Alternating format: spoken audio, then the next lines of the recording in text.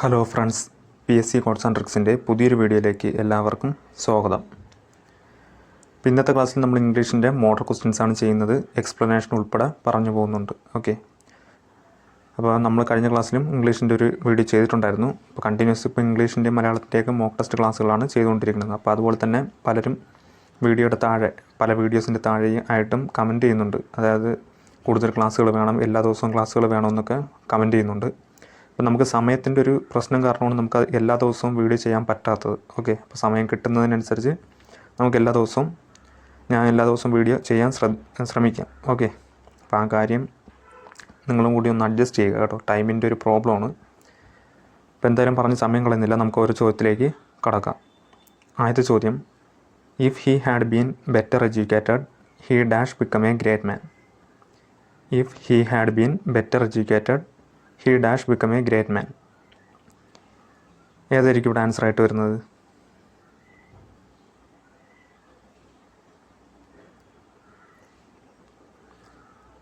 ഇപ്പോൾ ഇവിടുത്തെ answer option D ആണ് കേട്ടോ. ഓപ്ഷൻ ഡി ആണ്, വുഡ് ഹാവ് ആണ്.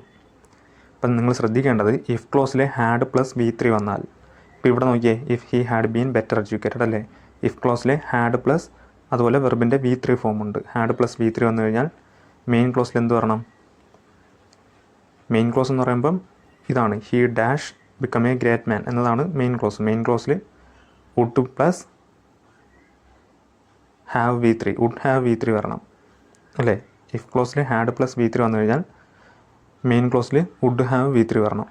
അപ്പോൾ ഇവിടെ വുഡ് ഹാവ് ഓപ്ഷനിലുണ്ട്, അതുപോലെ V3 ഇവിടെ ഉണ്ട്, ബിക്കം ആണ് ഇവിടുത്തെ V3 എന്ന് പറയുന്നത്. അപ്പം അതാണ് ആൻസർ, വുഡ് ഹാവ് ആണ് answer. If he had been better educated he would have become a great man. അപ്പോൾ അറിഞ്ഞിരിക്കേണ്ടത് ഇത്രയേ ഉള്ളൂ. ഇഫ് ക്ലോസിൽ ഹാഡ് പ്ലസ് V3 വന്നു കഴിഞ്ഞാൽ മെയിൻ ക്ലോസിൽ വുഡ് ഹാവ് V3 വരണം. ഇവിടെ V3 എന്ന് പറയുന്നത് ബിക്കം ആണ്, വെർബിൻ്റെ തേർഡ് ഫോമാണ് ബിക്കം.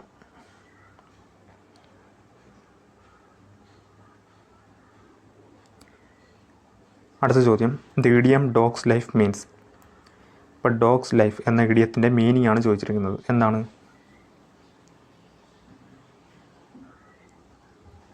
ഇപ്പോൾ ഡോഗ്സ് ലൈഫ് എന്നതിൻ്റെ മലയാള അർത്ഥം, ഇഡിയത്തിൻ്റെ മലയാളം മീനിങ് ദുരിത ജീവിതം എന്നാണ്.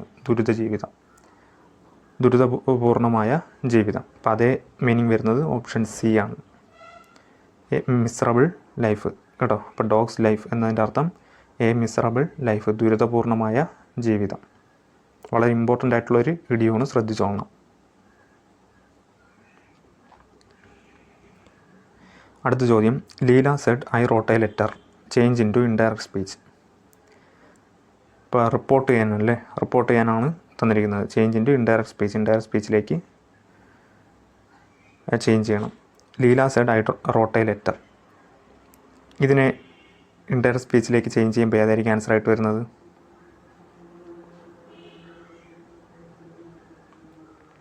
ഇപ്പോൾ ഇവിടെ നോക്കുക, തന്നിരിക്കുന്ന സെൻറ്റൻസ് ഏത് ടെൻസാണ്? ഐ റോട്ട് എ ലെറ്റർ എന്നാണല്ലേ പറയുന്നത്. ഇപ്പോൾ നമുക്ക് മനസ്സിലായി, റോട്ട് എന്താണ്? സിമ്പിൾ പാസ്റ്റ് ആണ്. ഐ റോട്ട് എ ലെറ്റർ ഇപ്പോൾ സിമ്പിൾ പാസ്റ്റ് ടെൻസ് ആണ്. അപ്പം സിമ്പിൾ പാസ്റ്റ് ടെൻസിനെ റിപ്പോർട്ട് ചെയ്യുമ്പോൾ ഇൻഡയറക്റ്റ് സ്പീച്ചിലേക്ക് മാറ്റുമ്പോൾ ഏത് ടെൻസ് വരണം? ഏത് ടെൻസിലേക്ക് മാറ്റണം? പാസ്റ്റ് പെർഫെക്റ്റ് അല്ലേ. സിമ്പിൾ പാസ്റ്റ് ടെൻസിനെ ഇൻഡയറക്റ്റ് സ്പീച്ചിലേക്ക് മാറ്റുമ്പോൾ പാസ്റ്റ് പെർഫെക്റ്റ് ഫോമിൽ വരണം. ഇപ്പോൾ പാസ്റ്റ് പെർഫെക്റ്റ് ഫോം എന്ന് പറയുമ്പോൾ ഏതാണ്? ഹാഡ് പ്ലസ് V3 വരണം. ഇപ്പോൾ ഹാഡ് പ്ലസ് V3 ഉള്ളത് ഏത് സെൻറ്റൻസിലാണ് ഈ തന്നിരിക്കുന്ന ഓപ്ഷൻസിൽ? ഓപ്ഷൻ സി അല്ലേ. ഓപ്ഷൻ സിയിൽ മാത്രമല്ലേ ഹാഡ് പ്ലസ് V3 ഉള്ളൂ, ഹാഡ് റിട്ടൺ അല്ലേ.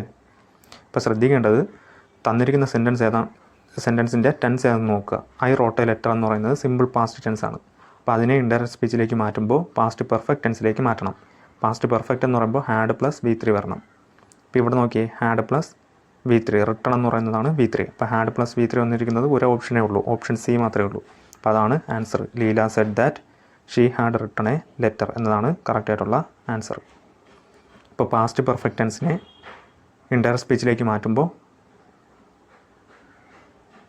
സിമ്പിൾ പാസ്റ്റ് ടെൻസിനെ ഇൻഡയറക്റ്റ് സ്പീച്ചിലേക്ക് മാറ്റുമ്പോൾ പാസ്റ്റ് പെർഫെക്റ്റ് ടെൻസിലേക്ക് മാറ്റണം കേട്ടോ. സിമ്പിൾ പാസ്റ്റ് ടെൻസിനെ ഇൻഡയറക്റ്റ് സ്പീച്ചിലേക്ക് മാറ്റുമ്പോൾ പാസ്റ്റ് പെർഫെക്റ്റ് ഫോമിലോട്ട് മാറ്റണം.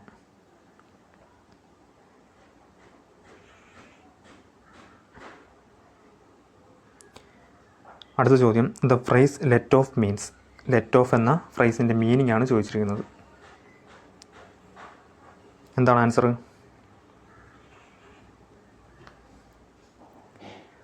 ഓപ്ഷൻ എ ആണ് കേട്ടോ. ഓപ്ഷൻ എ ആണ്, ടു എക്സ്ക്യൂസ് ഫ്രം പെനാൽറ്റി. അതായത് പെനാൽറ്റിയിൽ നിന്ന് ഒഴിവാക്കുക, ശിക്ഷയിൽ നിന്ന് ഒഴിവാക്കുക എന്നൊരു മീനിങ് ആണ്. ഇപ്പം the phrase let of means, let of എന്നതിൻ്റെ അർത്ഥം ടു എക്സ്ക്യൂസ് ഫ്രം പെനാൽറ്റി.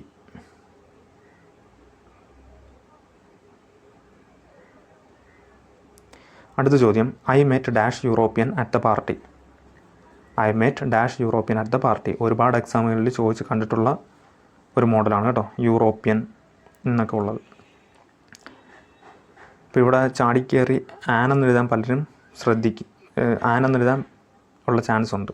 കാരണം യൂറോപ്യൻ്റെ ഈ വവൽ ആണല്ലോ, വവൽ ലെറ്റർ ആണല്ലോ എന്ന് പറഞ്ഞിട്ട് ആൻ എഴുതും. അപ്പോൾ അത് തെറ്റാണ്.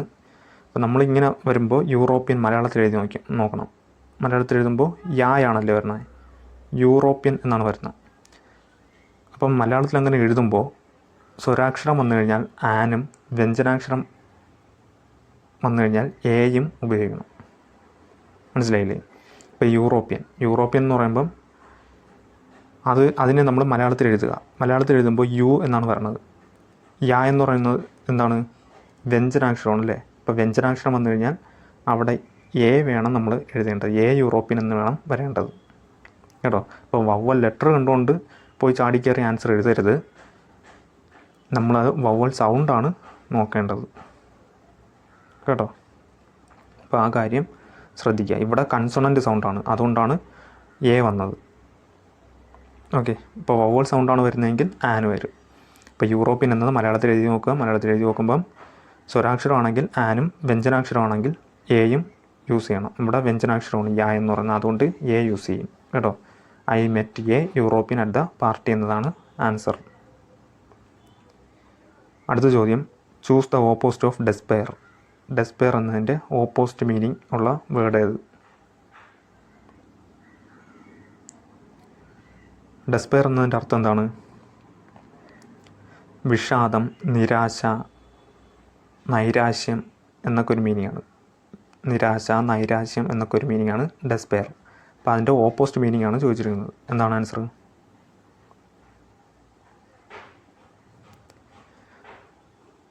ഓപ്ഷൻ സി ആണ് കേട്ടോ. ഓപ്ഷൻ സി ആണ്, ഹോപ്പാണ് ആൻസർ.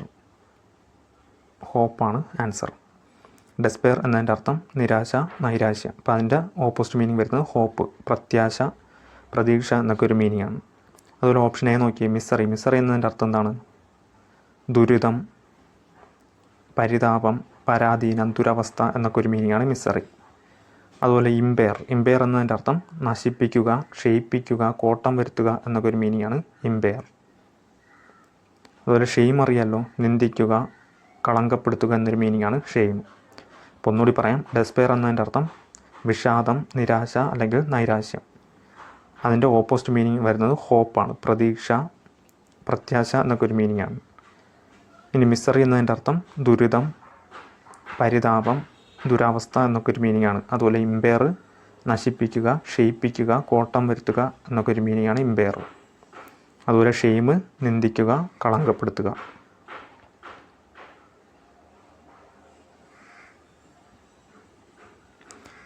അടുത്ത ചോദ്യം, neck and crop means. Neck and crop എന്നതിൻ്റെ മീനിങ് എന്താണ്? നെക്ക് ആൻഡ് ക്രോപ്പ് എന്നതിൻ്റെ അർത്ഥം ഓപ്ഷൻ സി ആണ് കേട്ടോ, totally and completely. Totally and completely. Neck and ക്രോപ്പിൻ്റെ അർത്ഥം ടോട്ടലി ആൻഡ് കംപ്ലീറ്റ്ലി. വളരെ ഇമ്പോർട്ടൻ്റ് ആണ് കേട്ടോ. അടുത്ത ചോദ്യം, which of the following words spelled correctly. ഇപ്പോൾ കറക്റ്റായിട്ടുള്ള വേർഡ് ഏത് തന്നിരിക്കുന്നതിൽ? ഇപ്പോൾ സെറമോണിയസ് എന്ന വേർഡാണ് തന്നിരിക്കുന്നത്. ഇത് കറക്റ്റായിട്ടുള്ള സ്പെല്ലിംഗ് ഉള്ള ഏത് വേർഡാണ്?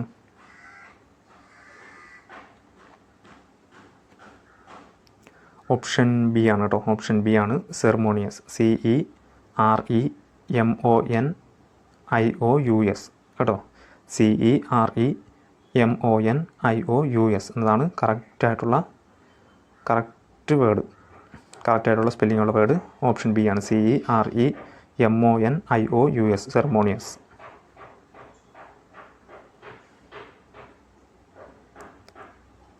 അടുത്ത ചോദ്യം, ദ സിനോണിം ഓഫ് പ്രിക്കേറിയസ്. പ്രിക്കേറിയസ് എന്ന വാക്കിൻ്റെ സിനോണിം, സെയിം മീനിങ് വരുന്നത്. ഇപ്പോൾ പ്രിക്കേറിയസ് എന്നതിൻ്റെ അർത്ഥം എന്താണ്? ഉറപ്പില്ലാത്ത, സുരക്ഷിതമല്ലാത്ത, അഭദ്രമായ എന്നൊക്കെ ഒരു മീനിങ് ആണ് കേട്ടോ. സുരക്ഷിതമല്ലാത്ത, ഉറപ്പില്ലാത്ത എന്നൊക്കെ ഒരു മീനിങ് ആണ്. അപ്പോൾ അതേ സെയിം മീനിങ് വരുന്ന വേർഡ് ഏതാണ്?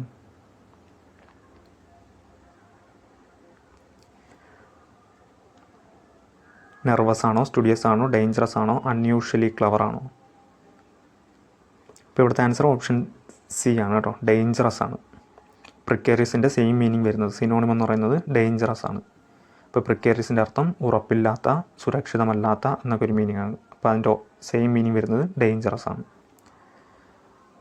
ഓപ്ഷൻ എ അറിയാലോ, നെർവസ്. അതുപോലെ ഓപ്ഷൻ ബി സ്റ്റുഡിയസ് എന്ന് പറയുന്നത്, സ്റ്റുഡിയസ് എന്നതിൻ്റെ അർത്ഥം ശ്രദ്ധയുള്ള, എപ്പോഴും വായിക്കുന്ന, ഉത്സാഹിയായ എന്നൊക്കെ ഒരു മീനിങ് ആണ് കേട്ടോ. ശ്രദ്ധയുള്ള എന്നൊക്കെ ഒരു മീനിങ് ആണ് studious. Option D unusually clever, അത് നിങ്ങൾക്ക് അറിയാമെന്നുള്ളത് തന്നെയാണ്. ഇപ്പോൾ പ്രിക്കേറിയസിൻ്റെ അർത്ഥം ഓർത്തിരിക്കുക, ഉറപ്പില്ലാത്ത അല്ലെങ്കിൽ സുരക്ഷിതമല്ലാത്ത.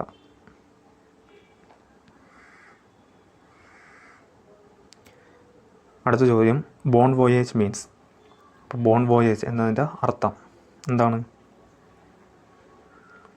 Option A have a pleasant journey, option B a false step, option C a great work, option D manner of operation. Bon voyage വളരെ ഇമ്പോർട്ടൻ്റ് ആയിട്ടുള്ളൊരു ഇതാണ് കേട്ടോ, ഇമ്പോർട്ടൻ്റ് ആയിട്ടുള്ള വേർഡാണ് ബോൺ വോയേജ്. അപ്പോൾ ഇതിൻ്റെ അർത്ഥം ഓപ്ഷൻ എ ആണ്, have a pleasant journey. Have a pleasant journey. ഇപ്പോൾ ബോൺ വോയേജ് എന്നതിൻ്റെ അർത്ഥം ശുഭയാത്ര ആശംസിക്കുക കേട്ടോ. ശുഭയാത്ര ആശംസിക്കുക എന്നൊരു മീനിങ് ആണ്. ഇപ്പോൾ have a pleasant journey, bon voyage, have a pleasant journey, ശുഭയാത്ര ആശംസിക്കുക. ഓക്കെ, അപ്പോൾ ഇന്നത്തെ ക്ലാസ്സിൽ ഇത്രയും ക്വസ്റ്റ്യൻസ് നോക്കുന്നുള്ളൂ. എല്ലാം വളരെ ഇമ്പോർട്ടൻ്റ് ആയിട്ടുള്ള ക്വസ്റ്റ്യൻസാണ് നമ്മൾ ഉൾപ്പെടുത്താറ്. അപ്പോൾ എപ്പോഴും പറയുന്ന പോലെ തന്നെ നമ്മൾ കൂടുതലും ഈ പ്രീവിയസ് ചോദിച്ചിട്ടുള്ള ക്വസ്റ്റ്യൻസ്, അതുപോലെ PSC ബുള്ളറ്റിൻ, തൊഴിൽ വാർത്ത, തൊഴിൽ വീതി, ഇതിലൊക്കെ വരുന്ന ക്വസ്റ്റ്യൻസാണ് നമ്മൾ കൂടുതലും ഉൾപ്പെടുത്താറ് കേട്ടോ. അപ്പോൾ അതുകൊണ്ട് തന്നെ വളരെ പ്രധാനപ്പെട്ടതാണ്.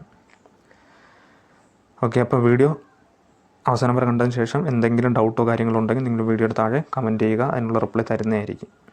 ഓക്കെ, അപ്പം തുടർന്നും വീഡിയോകളൊക്കെ സപ്പോർട്ട് ചെയ്യുക. ഇപ്പോൾ വീഡിയോസ് കണ്ടു നോക്കുക, പ്രയോജനപ്പെടുമെന്ന് തോന്നിയാൽ മാത്രം ചാനലൊക്കെ സപ്പോർട്ട് ചെയ്യുക. അപ്പോൾ പുതിയൊരു വീഡിയോയുമായി കാണുന്നവരെ ഗുഡ് ബൈ.